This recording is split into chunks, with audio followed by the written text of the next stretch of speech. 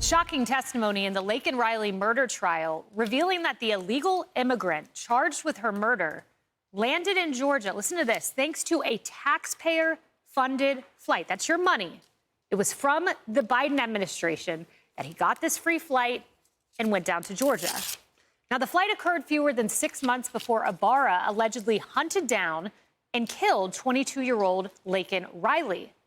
And yet, despite the Biden administration's failed policies to keep our border and loved ones safe, Democrats are vowing to fight President-elect Trump's border crackdown. Hello, everyone. This is Outnumbered. I'm Kayleigh McEnany here with my co-hosts Harris Faulkner and Emily Campagno. Also joining us, Kara Frederick, director of the Tech Policy Center at the Heritage Foundation, and Charles Payne, host of Making Money on Fox Business.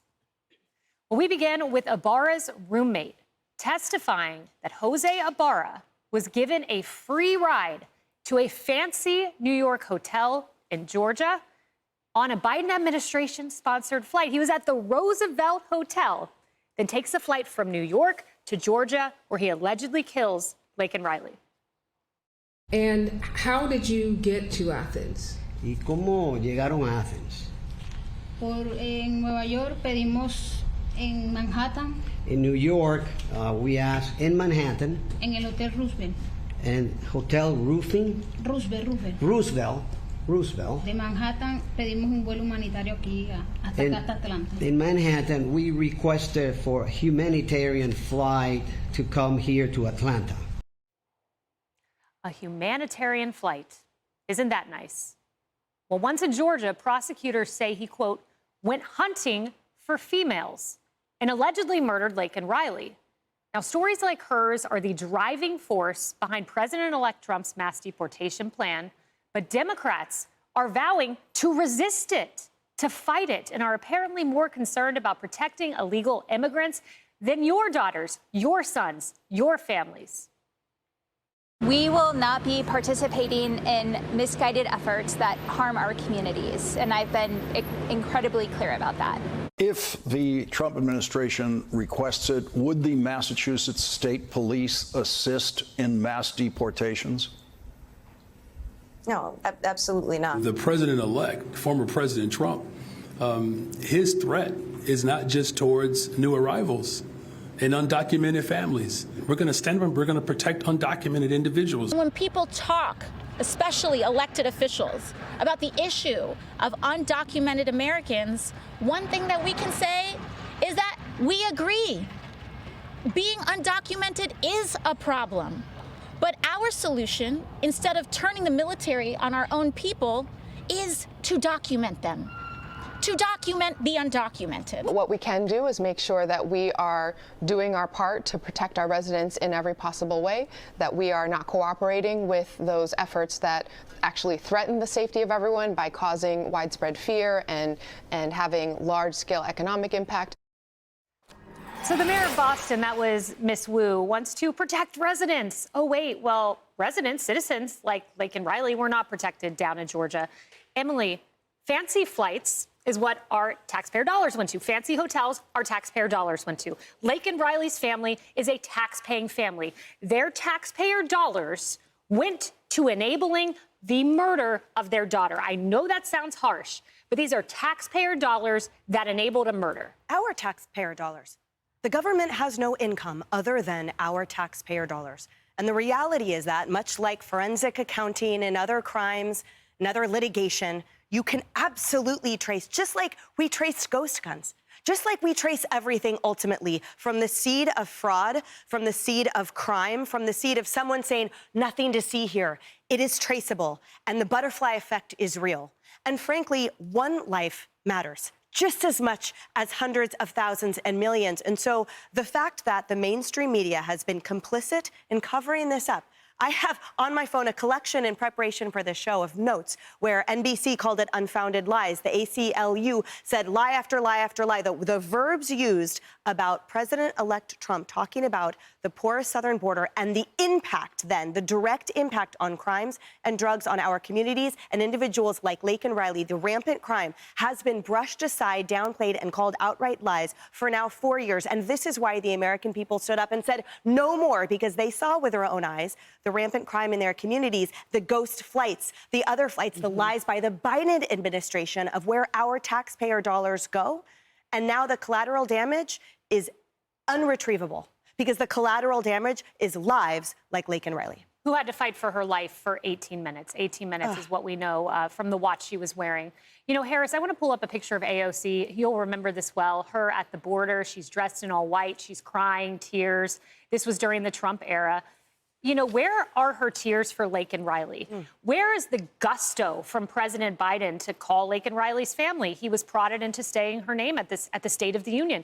These tears need to go to American citizens. Let's show up on Capitol Hill together as Outnumbered co-hosts and ask her.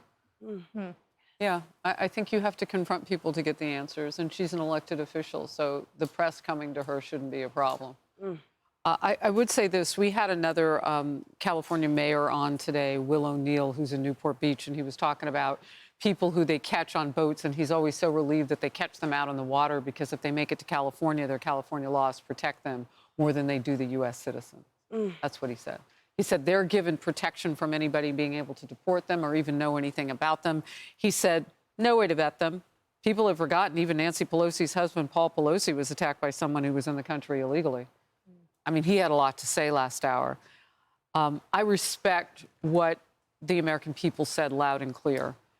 And they were answering back to an offer by then candidate Donald Trump. Back in January, he was saying it.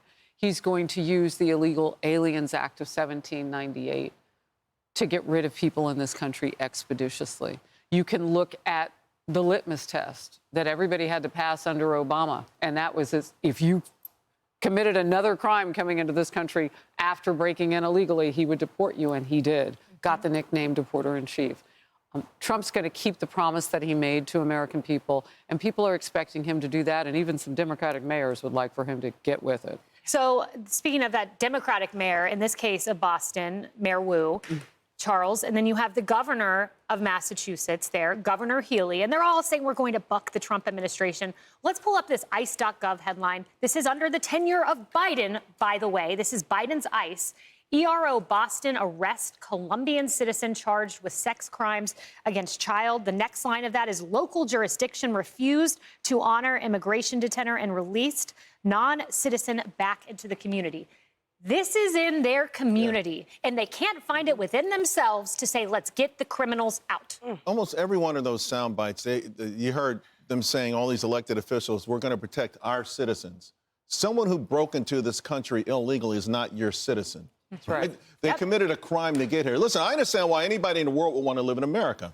Yep. But we have rules to get into this country. And when I see these kind of attacks, to a degree, we have to say these elected officials are aiding and abetting.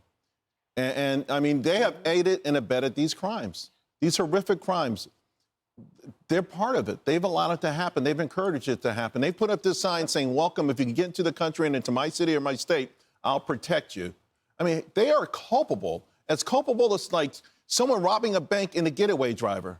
They're as culpable as that person. And you know, you think about some of the things that they do and use to try to say, hey, this is okay. There was a report that circulated this year about how illegals in this country commit few crimes. But if you looked at the report and you took out folks who came here from Asia on college visas out of the picture, the numbers swelled. I mean, you know, we know that where the criminals are coming from. We know who the criminals are. Right. Why do we keep letting them into this country? Yeah, and meanwhile, so you have Democrats saying, I'll buck Trump for 500. Now watch the Trump administration say, I'm calling your bluff. We don't want to work with us and get that out of the way. We want to do it. What it means is we'll just send more, you know, rather than send 100 people to Boston, we'll send 200 agents to Boston. We're going to get the job done. We have a mandate. You don't want 100, Kara. We'll send 2. That's amazing. I love it. I love this man. Heritage affiliation, by the way. I want everyone to know he's got a heritage in his bio. He's wonderful. And the point is, these Democrats who are saying we're not going to pay attention to this, they're subverting the will of the American people. I mean, we know that Trump has been given a mandate to do this. And yes, I'll say it, mass deportations. That's what people voted for. People voted for the economy and they voted for the immigration issues. And it just lays bare the bankruptcy of the Biden-Harris administration's policies. They're not working. This is a humanitarian crisis. We know that the Biden administration has lost track of tens of thousands of migrant children. 300,000. Yes, a national security crisis for women and girls, as we've seen. So get Tom Homan in there to clean up. He's going to be the border czar, and he's actually going to claim it because he's going to take responsibility. And he's going to do a hell of a job. By the way, 300,000 is what they admit. Right. What they admit. Right. Tom Homan, Stephen Miller, they are going to get the job done. Yeah. Hey everyone, I'm Emily Campagno. Catch me and my co-hosts Harris Faulkner and Kayleigh McEnany on Outnumbered every weekday at 12 p.m. Eastern, or set your DVR. Also, don't forget to subscribe to the Fox News YouTube page for daily highlights.